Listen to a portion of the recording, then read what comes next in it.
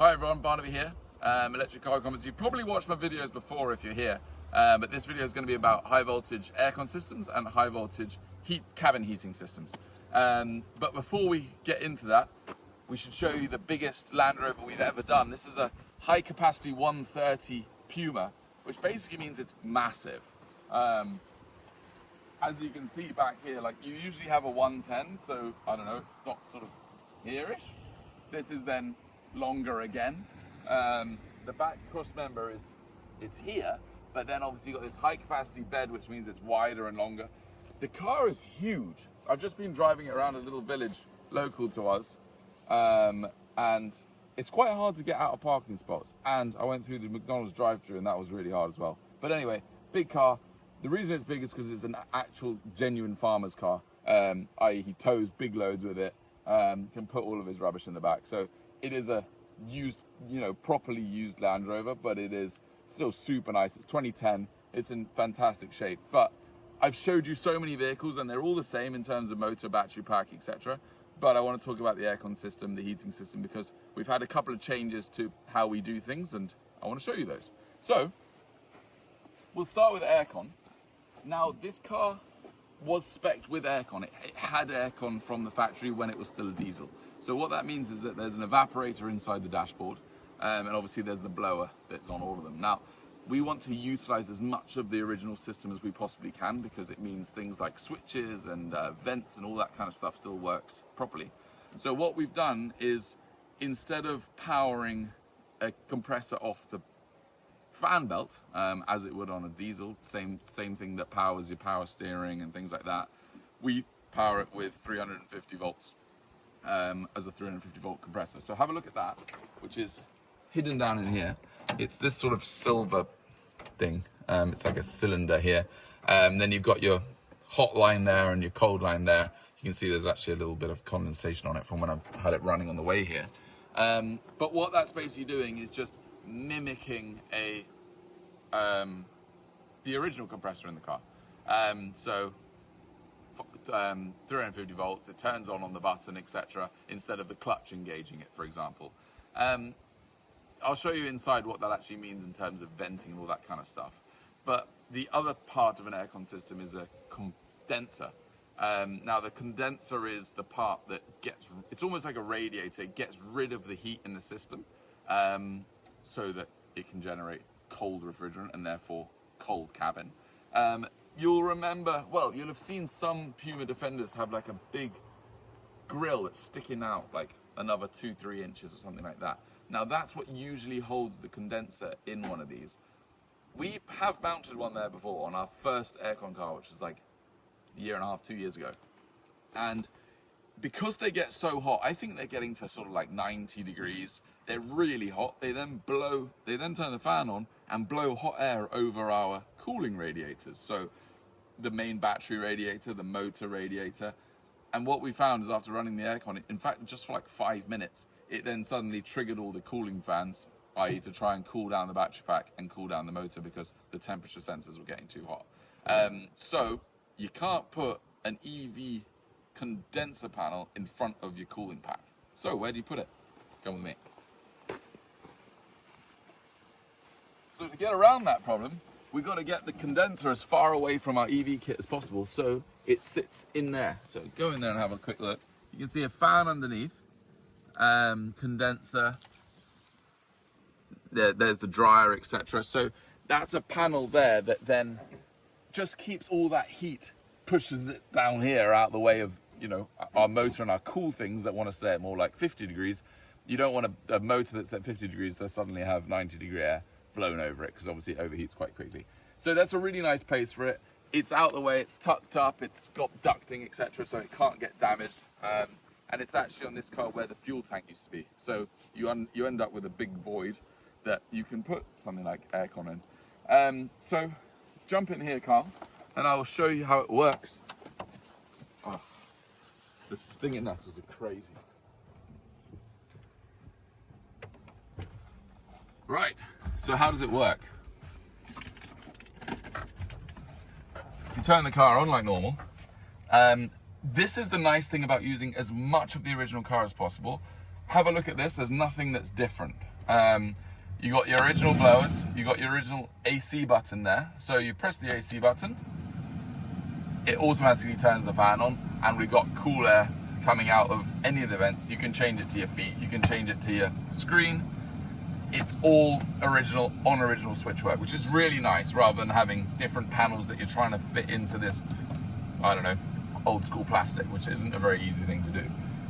So to give you an idea, now, this is quite hard to explain, but let me try and get this working. So we're in Celsius, I'm gonna put it on max fan, so it might be hard to hear me now. But basically, it's a crazy hot day.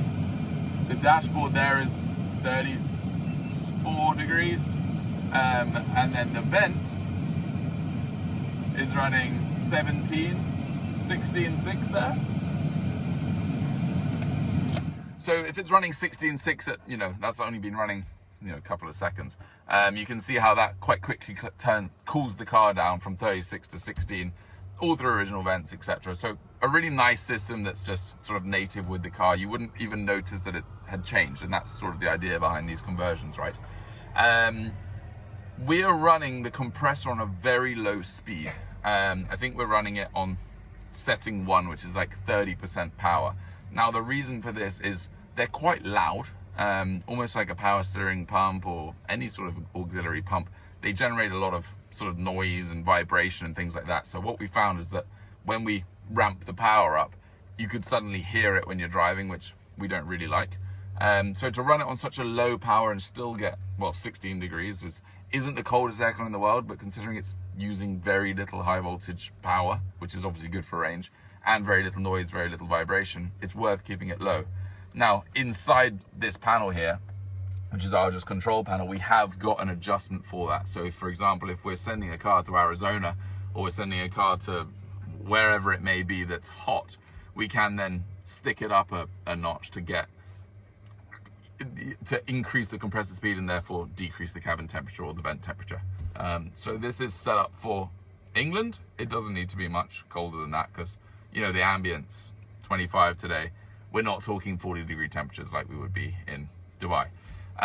So that's cooling. One thing to mention on that is it all obviously depends on the car. This car already had aircon, so the evap is already in here. That makes life a lot easier. On the TD5s, you'll find that the system is sometimes by your knees. We hate that, so we've got a different system where it comes through from the bulkhead as well, but then that's just another different part.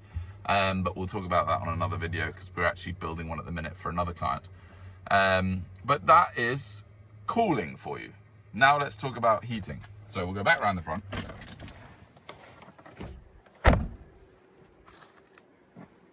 Heating is a big change for us recently. This is car number 4 or 5 that's got our new fancy high voltage water heater in it.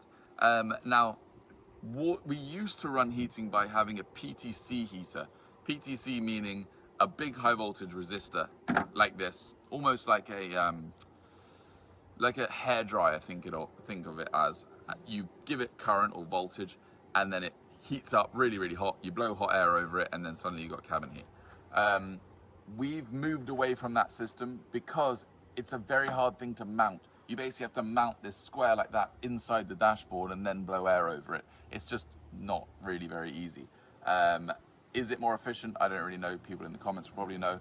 But we want to maintain the original vehicle as much as possible. So we've now moved to hot water heating, which is actually a hot water heater out of the BMW i4, something like that. It's very hard to control because it's LIN bus controlled, but we've got there.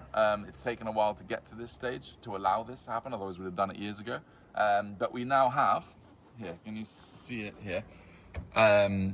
Hot water reservoir. This is obviously the third system in the car. Water pump there. It then goes to the high voltage heater, which is tucked in that corner. It's like sort of this shape.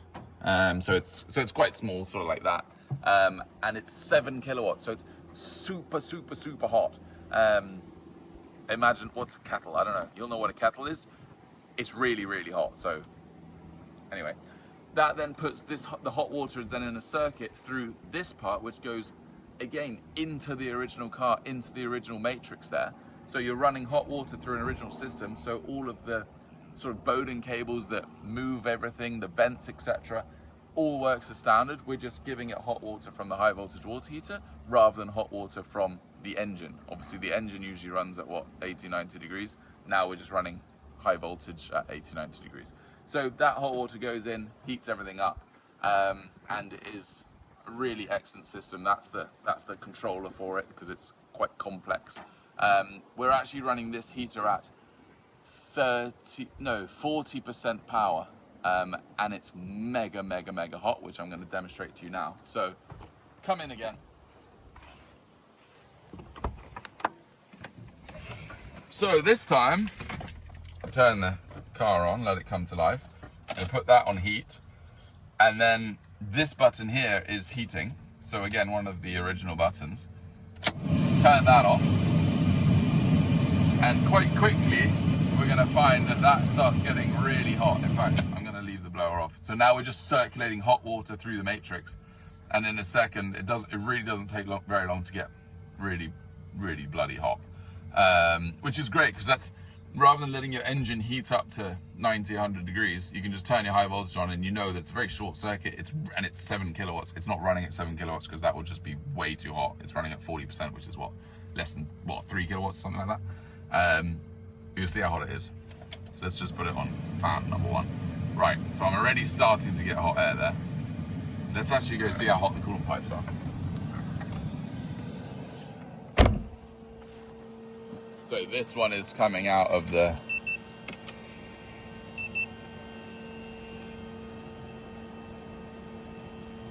right, that's 37 degrees and rising quickly, 38. So let's give that 2 seconds, but it very quickly gets to the point where you literally can't even touch this anymore because it's like so hot. But this pipe is, radiator pipe, is designed for what, 90, 100, 120 degrees. It's probably rated for more than 120 degrees, so we're totally fine. It's not going to boil over or anything like that. But we're letting that circulate for a bit, and then let's see if it comes out the vents now.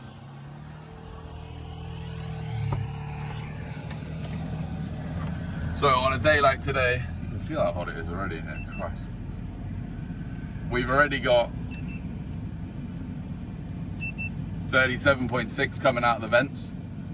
That's pretty hot. Obviously it's a hot day, so you know, we're not testing it in the dead of winter, but I don't think we're going to have any problem considering it's 40% power. Ramp it up again in the same way that we have a little switch. There's a setting under there where we can change how much power we actually let it have. I don't want to go crazy hot because it just uses up range, and why do we need everything to like run on full power all the time? But trust me, this is boiling. It can also go on recirc mode. It can go on windscreen mode. It can do all the things that it used to do, which is obviously nice because you don't have to mess around with the dash, cut new vents, whatever it may be. Let's see what it is now. It's actually horrible. Here we go. 49.6 degrees. It's boiling. So I'm going to turn it off because it's not very nice on a hot day like this. But there we go. That's hot. Let's go outside again. Too hot.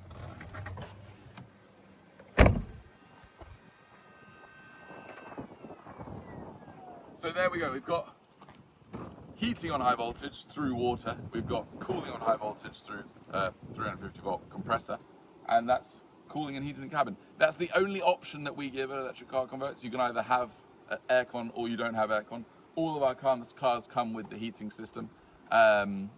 That's just standard, included in the standard price, but aircon is on top of that. And it depends which car you've got, i.e. if you've already got evap in the car, it's slightly cheaper. If we have to build a separate box here, it's more expensive.